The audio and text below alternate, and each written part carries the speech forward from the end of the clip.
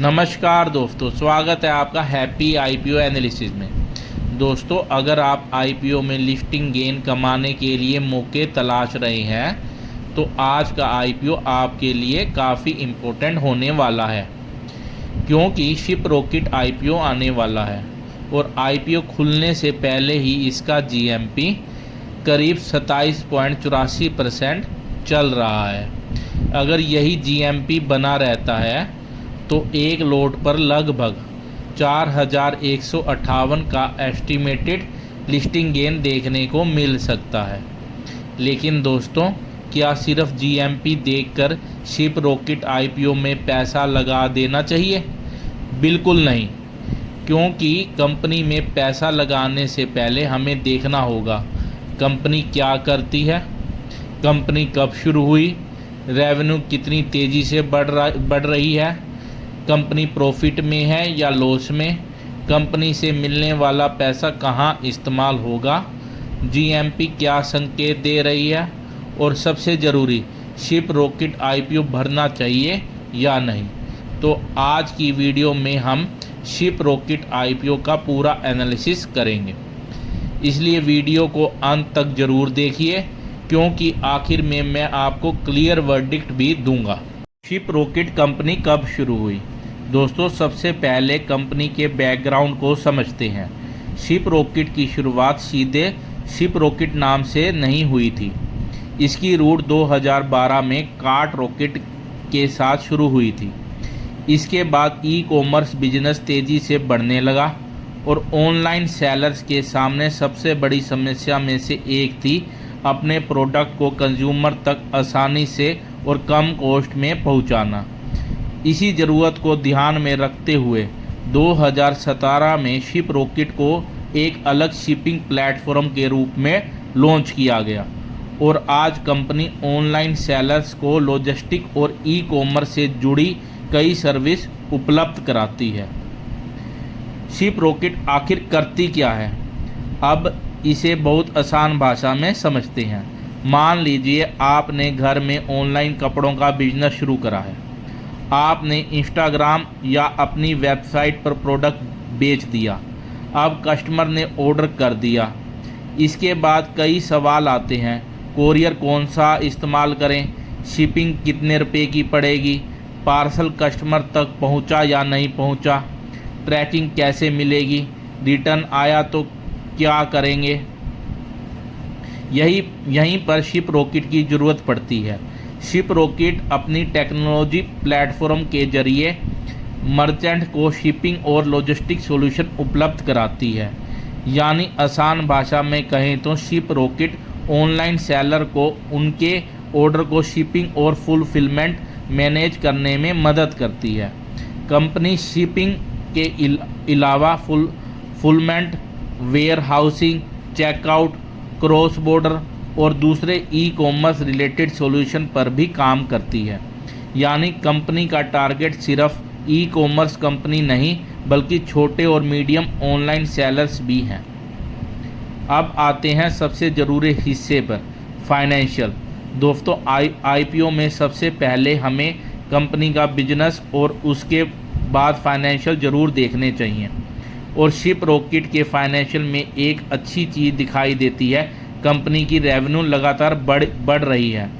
Financial year 2024 में company का revenue थी करीब 1315.98 करोड़। फाइनेंशियल ईयर 2025 में रेवेन्यू बढ़कर हो गई 1632 करोड़ और फाइनेंशियल ईयर 2026 में रेवेन्यू बढ़कर पहुंच गई 2024 करोड़। यानी सिर्फ 2 सालों में कंपनी की रेवेन्यू में करीब 54% की ग्रोथ देखने को मिली है। यह कंपनी के लिए एक पॉजिटिव पॉइंट है। लेकिन यहीं एक बहुत इम्पोर्टेंट बात आती है, कंपनी अभी प्रॉफिट में नहीं आई है। फाइनेंशियल ईयर 2024 में कंपनी को काफ़ी बड़ा लॉस हुआ।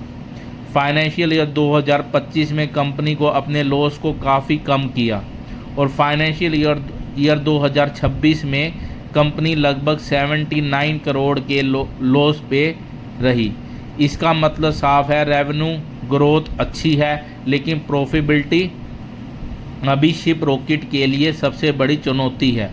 और लॉन्ग टर्म इन्वेस्टर को इस पॉइंट को बिल्कुल इग्नोर नहीं करना चाहिए। रॉकेट आईपीओ की पूरी डिटेल्स। अब आईपीओ की इम्पोर्टेंट डिटेल्स और डिटेल्स समझ लेते हैं। आईपीओ ओपन होगा 12 अगस्त 2026 को। आईपीओ क्लोज होगा 14 अगस्त 2026।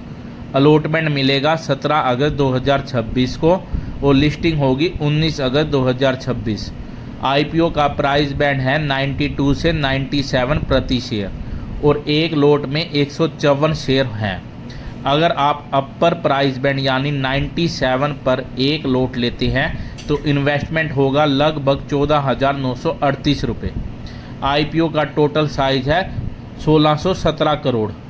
इसमें फ्रेश इशू और ऑफर फॉर सेल दोनों शामिल हैं। आईपीओ से मिलने वाला पैसा कहाँ जाएगा? दोस्तों, आईपीओ में यह भी देखना ज़रूरी होता है कि कंपनी इन्वेस्टर्स से पैसा क्यों ले रही है। शिप रॉकेट फ्रेश इशू से मिलने वाले पैसे का इस्तेमाल बिजनेस ग्रोथ, टेक्नोलॉजी और इंफ्रास्ट्रक्चर को मजबूत करने, मार्केटिंग ग्रोथ इनिशिएटिव, कुछ बोरिंग की रीपेमेंट और दूसरे कॉर्पोरेट पर्पस के लिए करने की योजना रखती है। अगर कंपनी इस पैसे का इस्तेमाल अच्छी तरह करती है और रेवेन्यू के साथ प्रॉफिटेबिलिटी भी इम्प्रूव करती है तो यह लॉन्ग टर्म में पॉजिटिव हो सकता है। अब बात करते हैं जीएमपी की। अब आते हैं कि उस चीज़ पर जिसका सबसे ज़्यादा इंतज़ार होता है, जीएमपी यानी ग्रे मार्केट प्रीमियम। अभी शिप रॉकेट आईपीओ का जीएमपी करीब 27.84% बताया जा रहा है। अगर 97 के अपर प्राइस बैंड पर करीब 27.84% जीएमपी माने तो एस्टिमेटेड लिस्टिंग प्राइस लगभग 124 के आसपास बैठती है और एक लोट में 154 शेयर हैं तो एस्टिमेटेड लिस्टिंग गेन लगभग 4,158 बनता है। लेकिन दोस्तों, यहाँ मेरी एक बात ध्यान से सुनिए, जीएमपी कोई गारंटी नहीं है। जीएमपी अनऑफिशियल मार्केट का इंडिकेशन है। यह लिस्टिंग से पहले कभी भी ऊपर या नीचे हो सकता है। इसलिए अगर आईपीओ अप्लाई करने का फैसला सिर्फ जीएमपी देखकर कर रहे हैं तो यह सही तरीका नहीं है।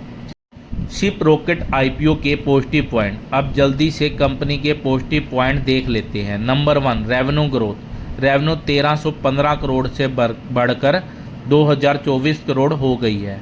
यह काफ़ी अच्छा ग्रोथ ट्रेंड है। ई कॉमर्स का बढ़ता मार्केट। भारत में ऑनलाइन शॉपिंग और ऑनलाइन सेलर की संख्या बढ़ रही है। जितना ई कॉमर्स बढ़ेगा उतनी ही लॉजिस्टिक और फुलफिलमेंट की ज़रूरत भी बढ़ सकती है। Number 3, technology based business. Ship rocket सिर्फ कोरियर कंपनी नहीं है, यह टेक्नोलॉजी प्लेटफॉर्म के जरिए सेलर्स को मल्टीपल लॉजिस्टिक और ई कॉमर्स सॉल्यूशन देती है। लॉस में सुधार। फाइनेंशियल ईयर 2024 के मुकाबले कंपनी ने अपने लॉस को काफ़ी कम किया है। हालांकि फाइनेंशियल ईयर 2026 में अभी भी लॉस है। अब बात करते हैं रिस्क की। दोस्तों, किसी भी आईपीओ का पूरा एनालिसिस तभी होता है जब हम उसके रिस्क भी समझें। पहला और सबसे बड़ा रिस्क, कंपनी अभी प्रॉफिट में नहीं आई है। रेवेन्यू बढ़ रही है लेकिन प्रॉफिट अभी नहीं आया है। दूसरा रिस्क, लॉजिस्टिक और ई कॉमर्स स्पेस में बढ़ता कंपटीशन काफ़ी ज़्यादा है। तीसरा रिस्क, अगर ई कॉमर्स इंडस्ट्री की ग्रोथ धीमी होती है या ऑनलाइन सेलर्स के ऑर्डर कम होते हैं तो इसका असर कंपनी के बिजनेस पर पड़ सकता है। चौथा रिस्क, कंपनी को अब यह साबित करना होगा कि वह अपनी बढ़ती रेवेन्यू को सस्टेनेबल प्रॉफिट में बदल सकती है। अब सबसे बड़ा सवाल, आईपीओ भरे या नहीं। तो दोस्तों, अब बात करते हैं अपने फाइनल वर्डिक्ट की। मेरी नज़र में शिप रॉकेट की स्टोरी में ग्रोथ जरूरी दिखाई देती है। रेवेन्यू लगातार बढ़ रही है। ई कॉमर्स और ऑनलाइन सेलर इकोसिस्टम का अपॉर्चुनिटी भी बड़ा है। जीएमपी भी फ़िलहाल पॉजिटिव है, लेकिन दूसरी तरफ कंपनी अभी लॉस मेकिंग है। इसलिए इस आईपीओ में मैं सिर्फ एक तरफ से देखकर बहुत ज़्यादा बुलिश नहीं कहूँगा। अगर आपका उद्देश्य लिस्टिंग गेन है और आप रिस्क समझते हैं तो मौजूदा जीएमपी को देखते हुए आईपीओ इंटरेस्टिंग लग रहा है। लेकिन अगर आप लॉन्ग टर्म इन्वेस्टमेंट के लिए आईपीओ लेना चाहते हैं तो आपको कंपनी की प्रॉफिटेबिलिटी पर नज़र रखनी चाहिए। मेरा सिंपल वर्डिक्ट, बिजनेस अच्छा है, रेवेन्यू ग्रोथ मजबूत है, ई कॉमर्स अपॉर्चुनिटी अच्छी है, जीएमपी पॉजिटिव है, प्रॉफिटेबल अभी कमज़ोर है, रिस्क मीडियम टू हाई। इसलिए मेरा फाइनल वर्डिक्ट, लिस्टिंग गेन के लिए शिप रॉकेट आईपीओ को कंसिडर किया जा सकता है, लेकिन लॉन्ग टर्म के लिए प्रॉफिटेबल ज़रूर देखिए। और दोस्तों सबसे ज़रूरी बात, जीएमपी आज 27.84% है, तो ज़रूरी नहीं है लिस्टिंग के दिन भी इतना ही रहे। आईपीओ अप्लाई करने से पहले लेटेस्ट जीएमपी सब्सक्रिप्शन और मार्केट कंडीशन ज़रूर चेक करें। एंडिंग, तो दोस्तों यह था शिप रॉकेट का आईपीओ का पूरा एनालिसिस। अगर आपको मेरी तरफ से आईपीओ की जानकारी आसान हिंदी में बिना घुमाए फिराए चाहिए तो हैप्पी आईपीओ एनालिसिस को सब्सक्राइब जरूर करें।